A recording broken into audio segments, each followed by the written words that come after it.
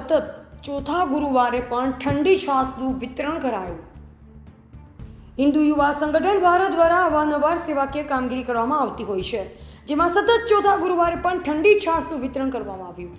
છાશ એટલે એક માનવીના શરીરમાં એન્ટીઓક્સિડન્ટનું કામ કરે છે, શરીરના ઝેરી તત્વોને બહાર કાઢવાનું કામ કરે છે. એટલા માટે બનાસકાંઠામાં પડી રહેલ કાળઝાળ ગરમીથી લોકોને રાહત મળે તે માટે આજે હિન્દુ યુવા સંગઠન ભારત બનાસકાંઠા ડીસા શહેર દ્વારા ડીસા ફુવારા શિવાજી સર્કલ પાસે દાતા શ્રી જગદીશભાઈ સગદલચંદ પૂજારા જલારામ એજન્સી તરફથી ઠંડી છાશનું વિતરણ કરાયું, જેમાં સવારે 12 વાગ્યાથી સાંજે 5 વાગ્યા સુધી અંદાજે 5000 જેટલા ગ્લાસ ઠંડી છાશ લોકોએ પીધી.